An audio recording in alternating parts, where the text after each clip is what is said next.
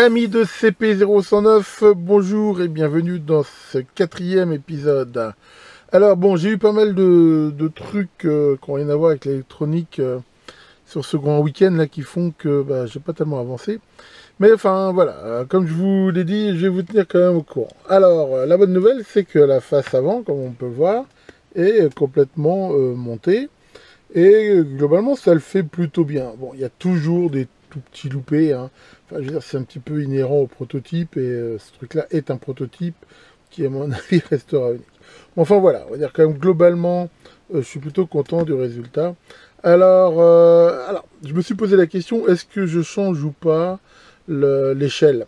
Parce que là, en fait, ça va de 0 à 100. C'est vrai que c'est des micro-ampères, mais enfin, ça, je veux dire, électriquement, c'est absolument pas un problème. Après, c'est vrai que dans l'idée, c'est 0 à 1 ampère. Je suis très partagé là-dessus. Le problème n'est pas de redessiner, je veux dire, l'échelle. C'est assez facile, il y a plusieurs façons de le faire. Ici, une des façons, d'ailleurs, ça serait même de scanner la face actuelle, éventuellement de la retravailler et de la refaire. Mais on peut voir, là, il n'y a que la découpe du miroir anti-parallaxe, donc une découpe qui n'est pas facile à faire.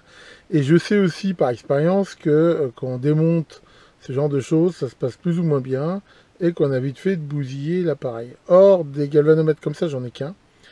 Donc, pour l'instant, enfin, le mieux étant l'ennemi du bien, ce que je vais faire, à la limite, hein, je vais mettre x 10 000, et puis, ça pourra déjà faire. Enfin voilà, pour l'instant, je réserve un peu mon truc, j'ai vraiment pas envie quand même de prendre un risque avec ça, parce que, pour le coup, ça foutrait tout en l'air.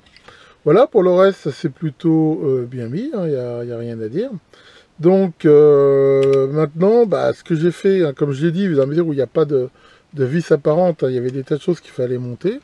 Donc j'ai tout câblé, comme on peut le voir, hein, parce que bien sûr, après, ça ne sera pas accessible. Alors j'ai mis quasiment partout de la gaine thermo.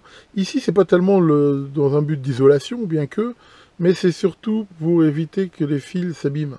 Parce que, voilà, comme ils vont forcément bouger un petit peu, ça fait aussi un maintien mécanique.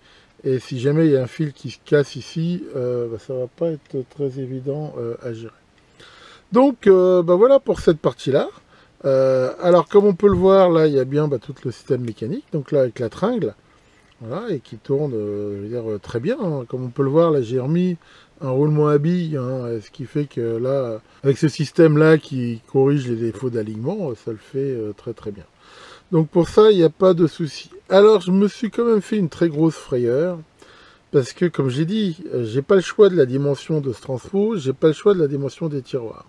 Or je savais que le curseur ici risquait vraiment de passer très près, mais voilà, je l'avais déjà prévu de le limer, hein, comme on peut le voir, je l'ai fait au maximum. Mais malheureusement, ça frottait encore trop.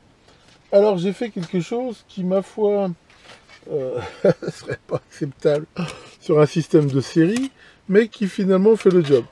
C'est-à-dire que ce que j'ai fait, j'ai tout connement découpé, hein, dans la mesure où il manque vraiment très peu, je veux dire quasiment l'épaisseur du truc, et j'ai découpé là cette petite fenêtre, voilà, des deux côtés, que j'ai bien sûr isolé.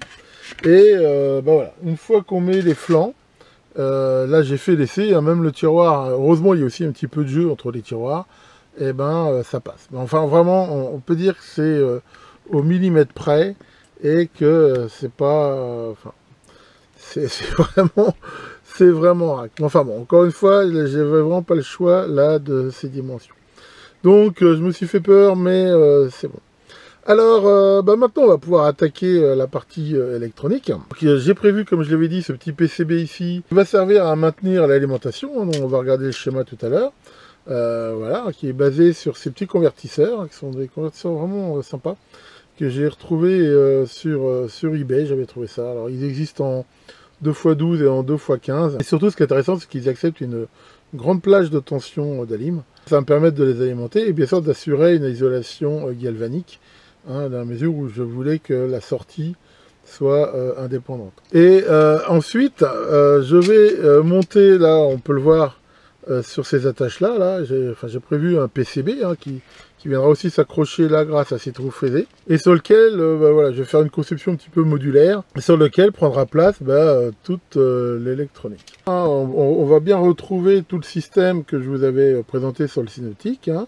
Donc on retrouve bien la sortie alternative, hein, qui en plus, et puis l'écartement standard de 19, ce qui permet d'y mettre tous les adaptateurs standards qui vont bien. Donc ce bouton ici qui s'allume quand c'est en route permet de mettre en route ou d'arrêter la sortie. L'attention bien sûr se règle là, c'est ça qui va faire varier l'alternostat. Commande là permet de régler le courant au maximum de disjonction, sachant que pour le régler précisément, si on appuie en même temps sur le bouton là et qu'on le tourne, on verra là la réglage. Si je veux le régler, je sais pas moi, 800 mA par exemple, j'appuie sur le bouton, je tournerai pour que les geeks soient sur 800, et c'est à ce moment-là que ça disjonctera.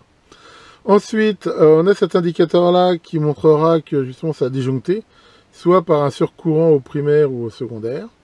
Et les autres LED en haut sont celles qui indiquent que la sortie est potentiellement dangereuse vu que supérieure à 24 volts.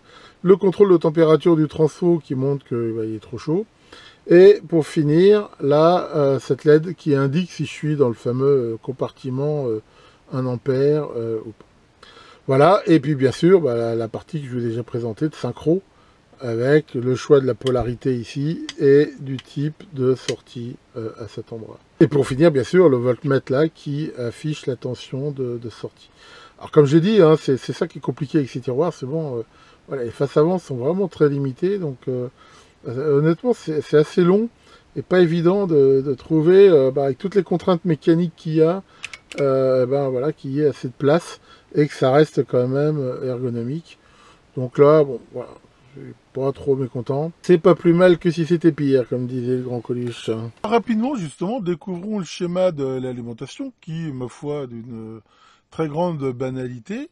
Donc, comme je l'ai dit, j'utilise ce convertisseur-là, qui va me permettre donc d'avoir une isolation galvanique. Hein. Ça veut dire qu'il n'y a pas de connexion, je veux dire, entre cette partie ici, qui est, je veux dire, commune à l'alimentation des tiroirs, et la partie de droite ici qui va être justement l'alimentation du système. Donc, comme ces convertisseurs ils acceptent en entrée des tensions assez élevées, le plus simple ici était de directement s'alimenter sur le plus 33, moins 33 des tiroirs.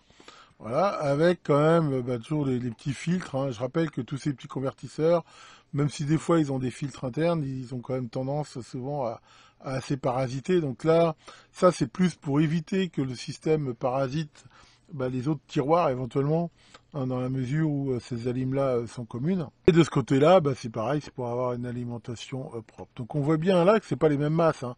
Ça, je veux dire, c'est le châssis des tiroirs qui est à la terre, et ça, c'est la masse du système, hein, donc qui est séparée, hein, qui n'est pas reliée.